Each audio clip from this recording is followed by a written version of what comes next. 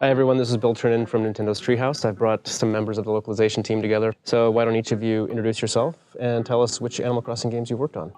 I'm Reiko Ninomiya, a member of the localization department here. I worked on the DS and Wii versions of Animal Crossing, and this time on Animal Crossing New Leaf.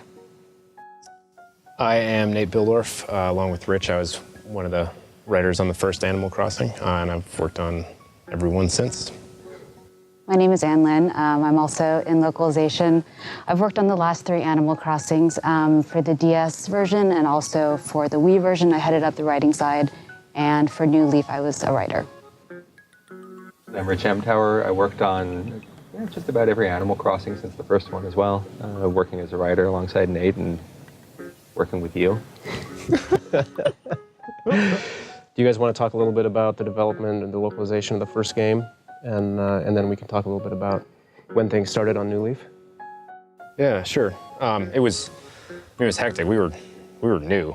Yeah. Then, I mean, Rich and I both came on basically at the start of GameCube development, and that was shortly thereafter. I was just looking at our notes, and it was, I think, early 2002 when we were actually writing. But we started before that with the naming. Mm-hmm. There was, as you know, there were 8 billion things that we had to name. Not only characters, but furniture sets. I mean, there's so much text data in that game that we were brainstorming long before we ever got in the files. There was a point at which I was playing through the game and I couldn't remember which one of us had written a line. I checked with you and you're like, I didn't write that. We wrote it in a fugue state. Yeah, there was some, I don't know, there was some hybrid thing going on where, I don't know, even who's responsible for half the lines in that game anymore. Yeah. Probably all told, though, I bet it was about 8 months or a year.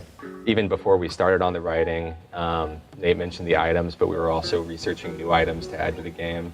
The development team really wanted this to feel the way for an American audience that it did for a Japanese audience. So we all worked together to figure out what new things we could do in the US version that would give people that feeling. When did work start on Animal Crossing New Leaf? Early work, planning started in late 2010. We're really fortunate with this franchise. I mean, development teams in Japan are always, really open to our feedback, but especially with this franchise, I think they really understand that it needs to feel close. It needs to feel comfortable and warm and familiar.